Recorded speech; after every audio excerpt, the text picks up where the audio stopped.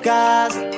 Súbele volumen. Conversation with the people who were with me. In the world of TV.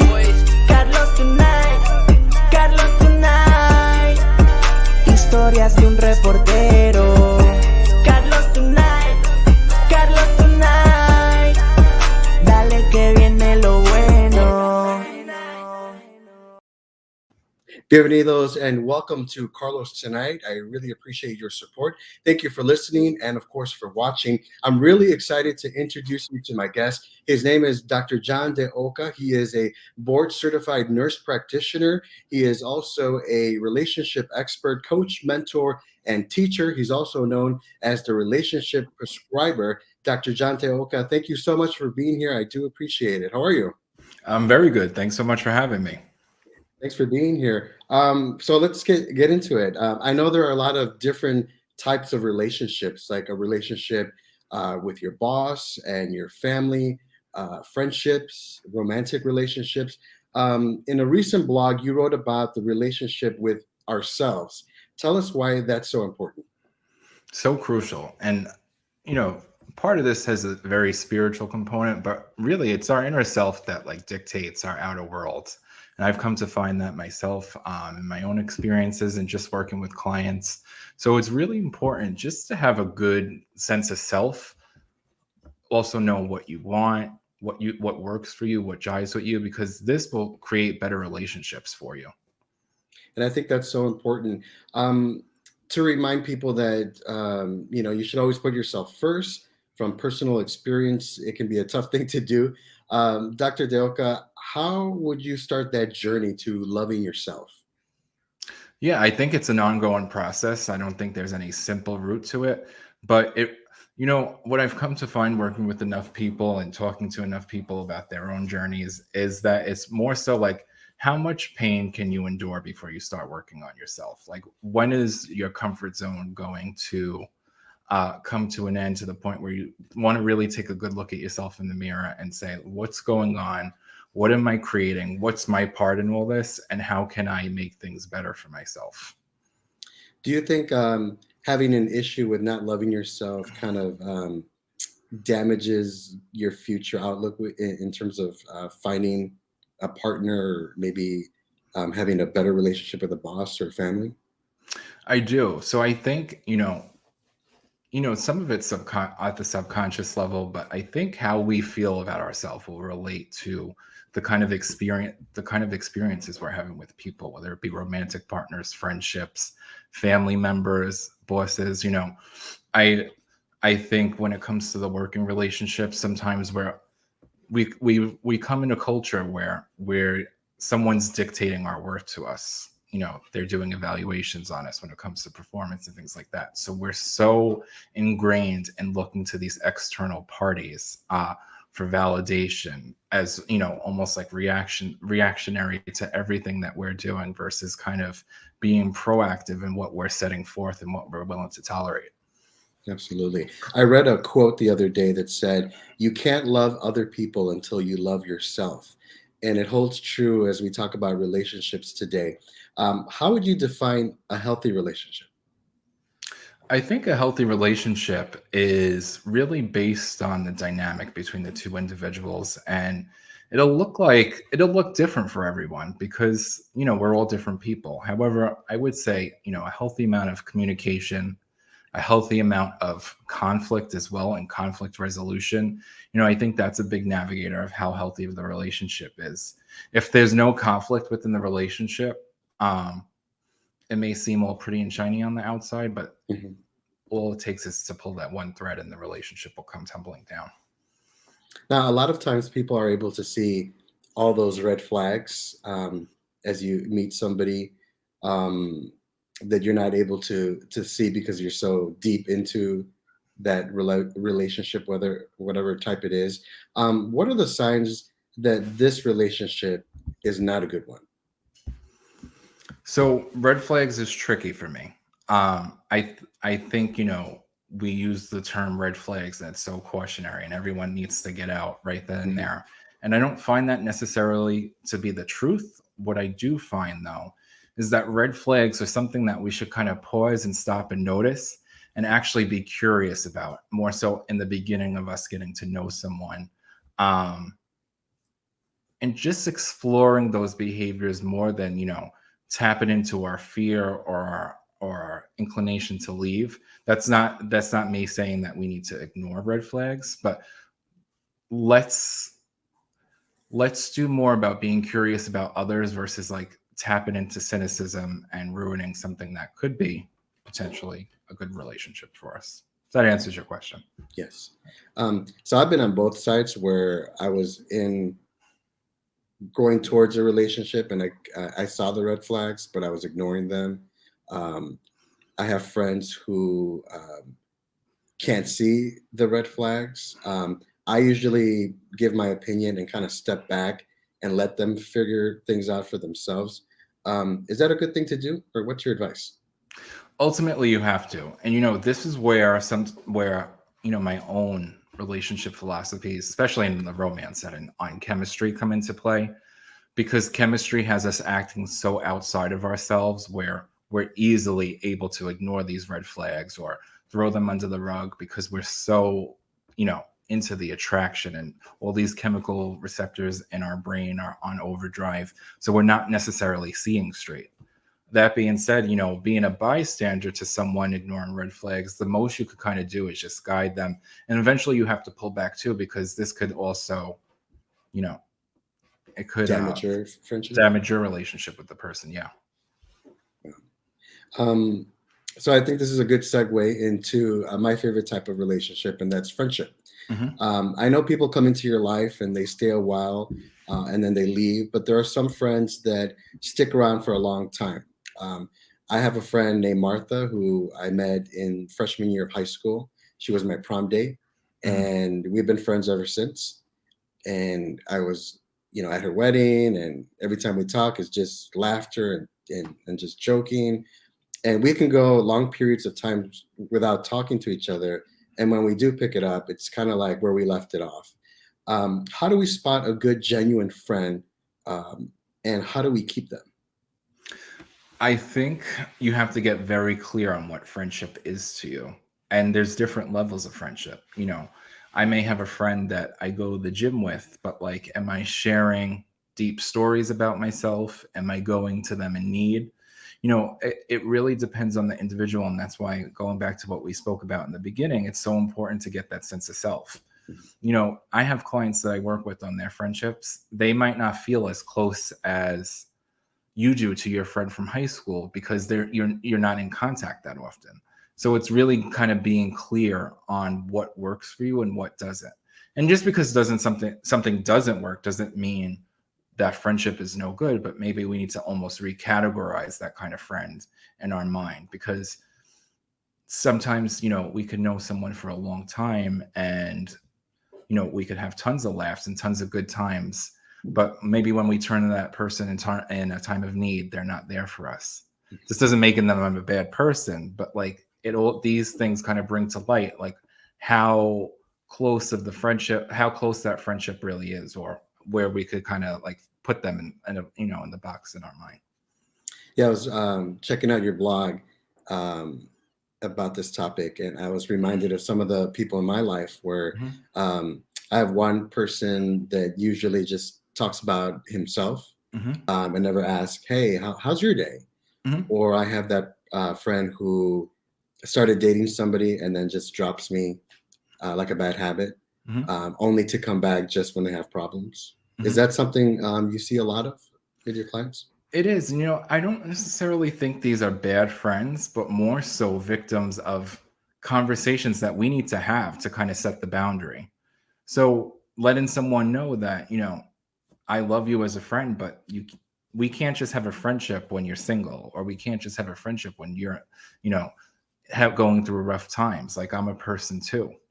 And seeing how the person responds to that conversation, because I've been on the receiving end and the giving end of that conversation, and it doesn't always necessarily go badly. It's just more so like, these are how you kind of grow in your friendships. And what I find tricky about friendships specifically is that there's no one rule for everybody. So some people want very, very, surface level friendships, and that's all they want. Some people want friendships of depth and understanding, and just knowing what works for you again is going to help you be successful in your friendships. Well said. All right, Dr. Deoka, let's talk about romantic relationships. When courting someone, what are the do's and don'ts? And I mean, like I've been accused of being too aggressive or not too aggressive. What do you say about that? So there's gonna be a revolving theme here. It's gonna go, what are you comfortable with and what do you like to do? Because just because, let's say, you're doing something that's so aggressive to somebody else, that doesn't mean you should stop doing what you're doing. I mean, I don't know what the circumstances are, but you do what you like to, how you like to court or be courted. Not everything works for everybody. So it's really kind of getting specific and in tune with, how do I feel when I do this behavior? For an example would be, if I'm buying gifts and it's only the date too, does this feel comfortable to me? That if to the point where I'm so sure it's comfortable with me, if someone declined my gift and said, hey, you're coming on too strong, I would feel secure in that. Mhm. These are things that we need to uncover. And really why, when we're dating, like, it's good to take some time and just date to explore ourselves. I know there are a lot of apps and websites that are focused on connecting people romantically. Is it a good way to go if you're looking for that partner? Yeah, I think apps are great. I think apps provide us with some insight into the person before we actually sit down and have that date with them. So let's say if you were to meet someone at a bar and you automatically go on a date, there's not much of a getting to know the person. And then you're sitting down and possibly, having a meal with them or something that you could get uncomfortable with because, they might violate some boundaries of yours. Mhm. But with an app, you have your exchanges on the app, then you could exchange numbers, you could FaceTime. So there's levels before you're actually going and sitting down in front of that person, if that's something comfortable to you. Mhm. Some people don't like that. They want to just get out, get on the app, do a few exchanges and set the date. But on the other hand of that, you get a lot of time there to get some real personal insight into who you're going to go on that date with. Do you think the pandemic has helped with dating, like getting to know someone like on an emotional level? I th- I think in ways, yes. So, some of the cons of the pandemic is that, you know, we're more scared to get out there and be exposed, not just to COVID, but to other people, and we don't Right. know what their behaviors are. So there's the downside there. But what I've seen too as an upside is that the pandemic has been able, especially with newer relationships, to kind of propel that emotional connection, especially when lockdown happened. And sometimes all there was like, frequent FaceTimes. There was nowhere to really go, maybe a walk in the park. So it kind of took all the other options out that kind of delude you from, let's say, commitment, and gave you the opportunity to have, a more meaningful connection if that was something you're looking for. Gotcha. Um, so when you're dating someone, how far into dating before asking them to be your boyfriend or girlfriend? I don't think there's a one rule for all there too. You know, Kind of pacing, depends on the situation or the person. I think it depends on pacing. Mm. I've had some couples that have been really successful and they've maybe had 3 dates and decided to become official. Some people it takes 3 to 6 months. So it's more so like where you're at and how you treat relationships. Some people are very, very good at like diving in and just going all for it. Some people need to like inch their feet into the water before they get to the deep end of the pool. I used to know this girl who would break up with a person and then like 2 days later has a new person, Mhm. and then like a year later they separate, and the next day with a new person. Mhm. Is that healthy? Not knowing too much of the details, I'm still going to say no. Okay. Uh, to me, when you're jumping from partner to partner, it's when are you spending some time working on yourself in solitude, reflecting on like what's going on. It's so easy for us to lose ourselves in another person. It's Mhm. like a way to avoid ourselves. So not knowing this individual, she very well could be doing that. Mhm. I myself, in my own personal relationships, I remember when I broke up with an ex of mine, I was immediately ready to start dating because prior to that, I had been single for such a long time. I didn't feel like I needed to necessarily do more work or reflection on myself. And I did want somebody. So I was kind of ready once that relationship ended. But When you're in a relationship, whatever type of relationship, how important is communication with your partner? severely. We don't communicate enough.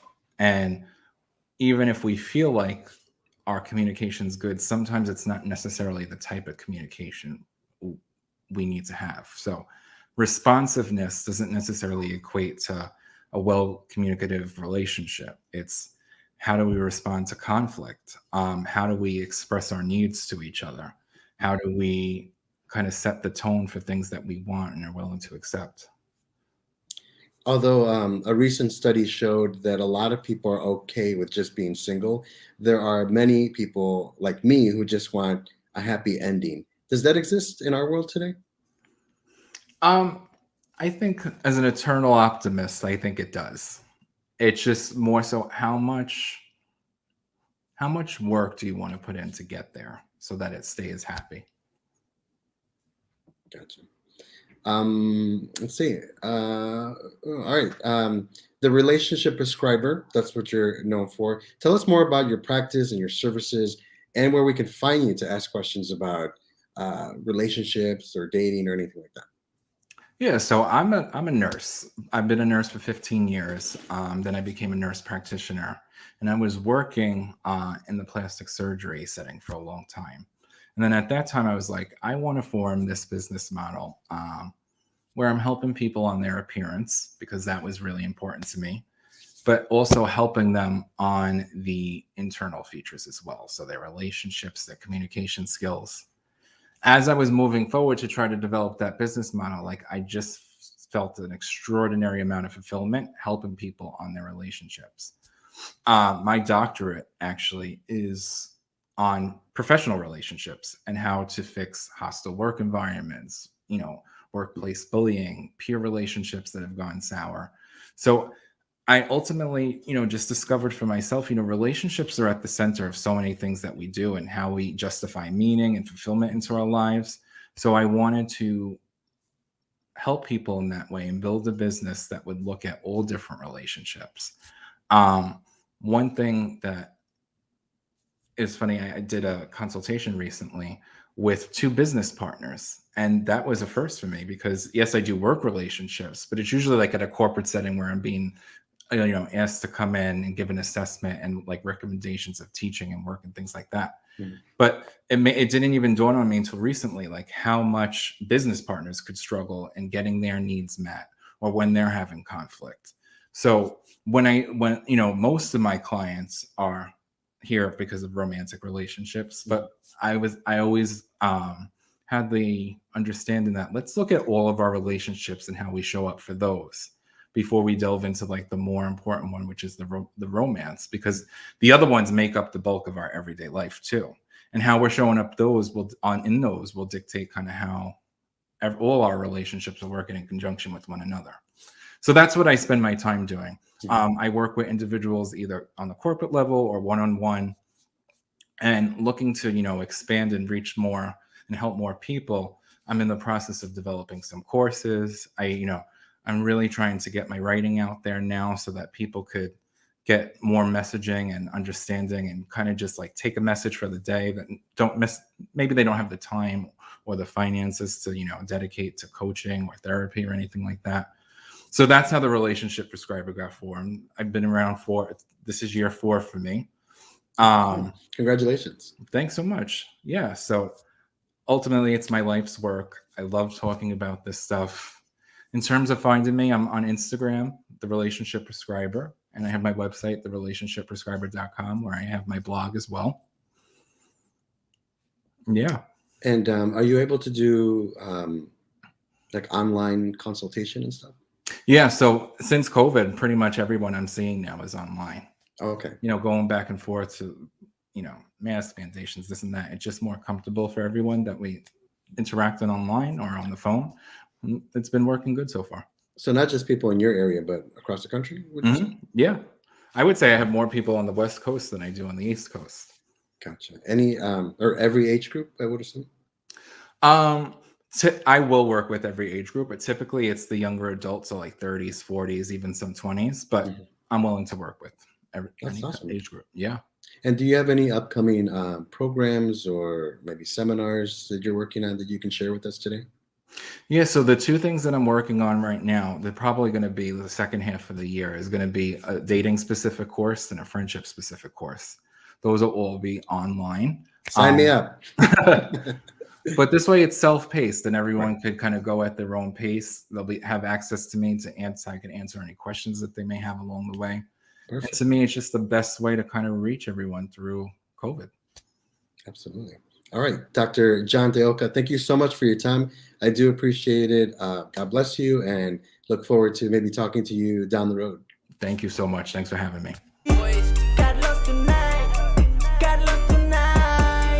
And that's a wrap. Thanks so much for watching this episode. You can find everything we talked about on the show's notes. A big thank you to Dr. John De Oca. This episode was written and produced by yours truly, Carlos Correa. My theme was produced by Skin Gales. Thanks for listening and for watching. And don't forget to leave a review when you can. Oh, and you can find more information on the show at carlostonight.com. Dale que viene lo bueno.